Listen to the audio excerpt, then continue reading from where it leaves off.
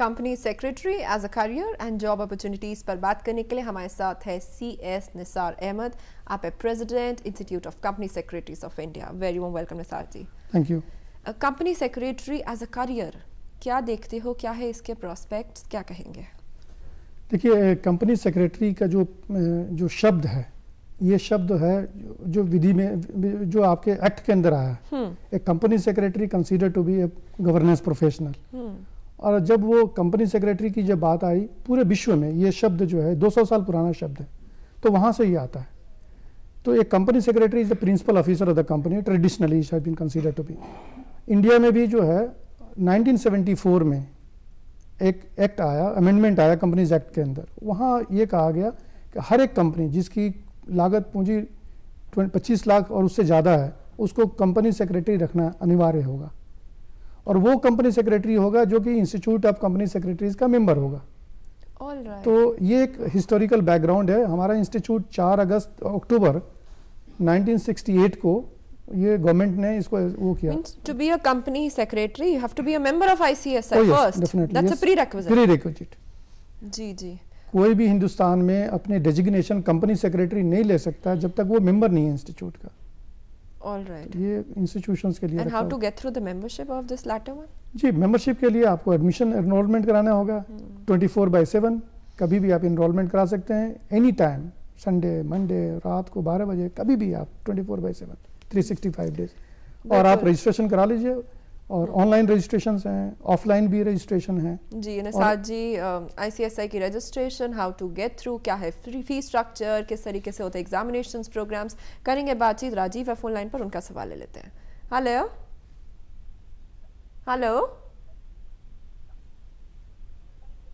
क्या आप हमारी आवाज सुन पा रहे हैं? जी मैं सुन पा रहा हूँ। जी अपना सवाल कीजिए जल्दी से। हाँ अहमद साहब नमस्कार, मैं जयपुर से राजीव अग्रवाल निवेदन कर रहा हूँ। नमस्कार। देखने में ये आया है कि जो फ्रेशर्स कंपनी सेक्रेटरी कंपनी में जॉब के लिए जाते हैं जी, उनको कंपनी इस तरह से ट्रीट करती है जैसे कोई बहुत ही छोटे नुमाइंदे हों, और इतना दबाव डालती है कि वो खुद रिजाइन करके चले जाते हैं और अपनी ड्यूटी ठीक से नहीं कर पाते जिनके लिए उन्होंने कोर्स।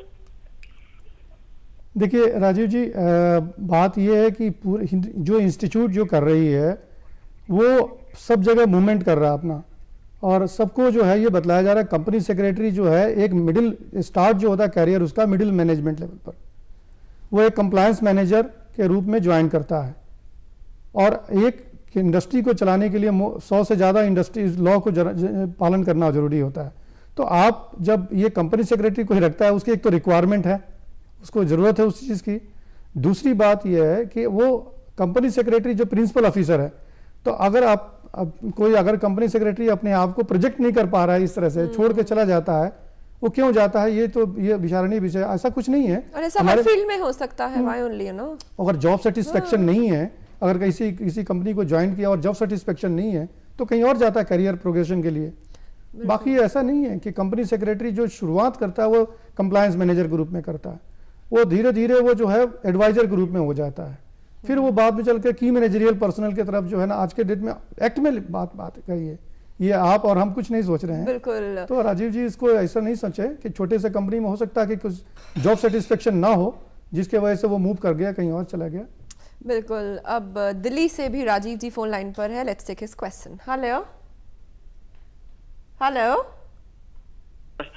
जी राजीव जी अपना सवाल कीजिए। हाँ, मेरा जो प्रश्न है वो इसरार जी से है कि हमारे जो बच्चे पढ़ रहे हैं और आसपास के, ये प्रश्न काफी समय से हमें परेशान कर रहा है कि बच्चों का ये कहना है कि CS का जो पास परसेंटेज है वो बहुत कम है। ये मतलब शिक्षा कैसी है, खासतौर पे CS और CS के बारे में ये आरोप लगते हैं कि वो अपने हिसाब से बच्चों को पास करते हैं। दूसरी बात अहमद साहब, ये बच्चों को इंटर्नशिप नहीं मिलती, उसमें बच्चे बड़े परेशान होते हैं। कृपया इन दोनों सवालों का जरा खुल के जवाब दीजिएगा। बहुत बहुत धन्यवाद। देखिए, आपका जो प्रश्न है, पहला प्रश्न जो ये है कि इंस्टीट्यूट जो है रिजल्ट कम देता है, ये बिल्कुल गलत है।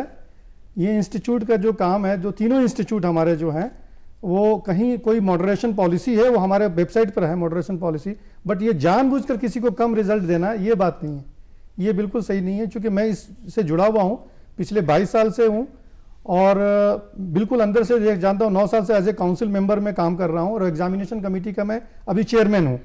तो ये मैं बिल्कुल आपको स्पष्ट कह दूं कि जो बच्चा अगर जो लिखता है एग्जामिनेशन का जो प्रश्न का जवाब देता है और उसके जो मार्क्स जो है एग्जामिनर जो है जो कि प्रोफेशनल्स हैं और उस पर कोई हम लोग जो है ना वो हम उसकी मार्क एक सिस्टम है हमारा, उस सिस्टम के तहत काम करते हैं और कोई हम मार्क को जो है जो मार्क्स आया उसको हम कम नहीं करते हैं और वो नहीं करते हैं। कोई मॉडरेशन ऐसा जो पॉलिसी है स्टीफ एंड लिबरल मार्किंग है वो सारा है, ट्रांसपेरेंट है जो और टोटल सिस्टम है। जी, जी, जी। एंड आप हमारे वेबसाइट पे जाके देख सकते हैं जो हमारी मॉडरेशन पॉलिसी है।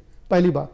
दूसरी बात जो आपने कही है इंटर्नशिप के बारे में, मैं ये बतला दूं इंटर्नशिप के लिए हमारा इंस्टीट्यूट, रीजनल काउंसिल, चैप्टर, ये सब के सब जो है इस पर काम कर रहे हैं। कहीं कोई दिक्कत आ रही है, आपको दिक्कत क्या हो रही है, जो हम लोगों ने एनालाइज किया अपने कमेटी के अंदर और काउंसिल में, कि बच्चा ये चाहता है कि वो पास में, बिल्कुल घर के पास में उसको इंटर्नशिप मिल जाए, वो थोड़ा बाहर नहीं निकलना चाहता है जी। या एक पर्टिकुलर कंपनी सेगमेंट को लेना चाहता है। कुछ बच्चे आते हैं कहते हैं हमें लिस्टेड कंपनी में काम करना है, कुछ बच्चे आते हैं हम कहते हैं एमएनसी में काम करना है। तो कहीं ना कहीं मिसमैच होता है, उस वक्त हो सकता है जरूरत नहीं हो। बट जहां तक बहरहाल जहां तक इंटर्नशिप की बात है, इंस्टीट्यूट पूरा प्रतिबद्ध है। आप कभी भी कोई दिक्कत हो, इंस्टीट्यूट का एक हमारा प्लेसमेंट सेंटर है, डायरेक्टर उसका मॉनिटर करता है और हम लोग भी देखते हैं, कमेटी में मॉनिटर करती है और उसको हम लोग देख रहे हैं।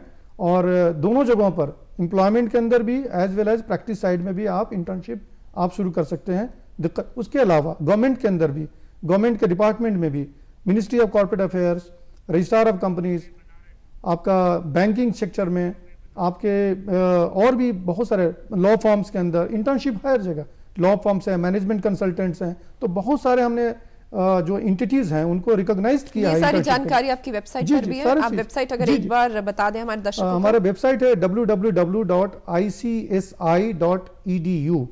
इस वेबसाइट पर आप जाएं और आपको सारी जानकारी मिलेगी। अगर कोई आपको दिक्कत है, FAQs है उसके ऊपर, फ्रीक्वेंट आस्क्ड क्वेश्चंस भी हैं, उसमें भी आंसर लिखा हुआ है। इसके अलावा कोई दिक्कत है आप ईमेल करें, उसका हम जवाब करेंगे।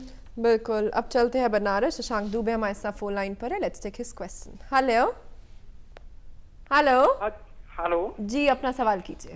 जी मैं सर मैं पूछना चाह रहा था कि प्रोफेशनल लेवल पर ट्रेनिंग और प्रोफेशनल की पढ़ाई एक साथ करना सही है कि पहले प्रोफेशनल कंप्लीट कर ले फिर ट्रेनिंग के लिए जाए? देखिए, मैं अपनी बात बताऊंगा।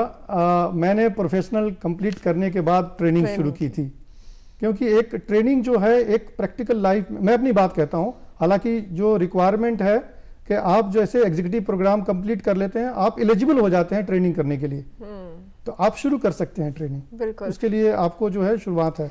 लेकिन जहां तक हमने देखा है कि बच्चा जो एक दफा उनका एक मकसद है कि मेरे को प्रोफेशनल बनना है और ये टाइम फ्रेम हमने बना रखी है, तो जब वो टाइम फ्रेम पर लेके चलता है तो वो कहता है चलो ठीक है, मैं पहले अपना पढ़ाई तो कम नहीं कर लूँ, फिर इंटर्नशिप शुरू करता हूँ।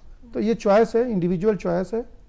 मैंने अपनी जो है मैंने अपनी क्वालिफाई करने के बाद इंटर्नशिप शुरू की थी। बिल्कुल। और हमारे पास मोस्टली सब प्रोफेशनल्स ही कॉल कर रहे हैं, लेकिन अगर हम बिल्कुल ग्रास रूट लेवल से चले, कैसे अप्लाई करें, प्रोस्पेक्टस कहाँ से मिले, एडमिशन कैसे ले, क्या होगा फीस स्ट्रक्चर, क्या कहेंगे? देखिए, ये जैसा हमने आपको शुरुआत के जब प्रोग्राम शुरू होने से टाइम में हमने बात कही कि हमारा एक ऑनलाइन स्ट्रक्चर है www.icsi.edu और दूसरा हमारा पोर्टल है www.icsi.in। आप यहाँ जा करके आप ऑनलाइन भी आप डाउनलोड देख सकते हैं कि इसका पूरा प्रोसेस है, how to get yourself registered with the institute.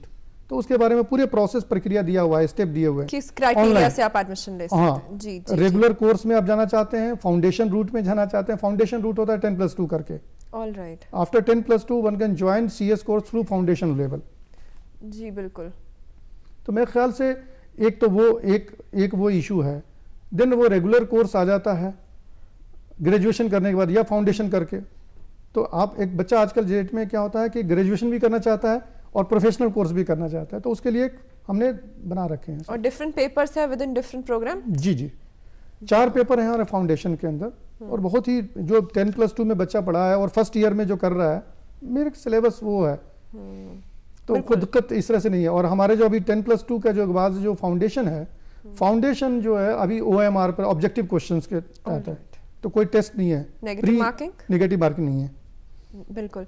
और वंस यू गेट थ्रू जी। अगर आपने एक बार क्लियर कर लिया, क्लियर करने का क्या कट ऑफ किस तरीके से रेंज करता है? Each paper 40 marks and aggregate must be 50 marks aggregate. मतलब चारों पेपर में कम से कम 40 और percentage should be around 50, more than 200, हाँ 200 plus. 200 plus. Each paper must be 40 marks secure to eligible to be there to for the examination process. बिल्कुल। और aggregate must be not less than 50%.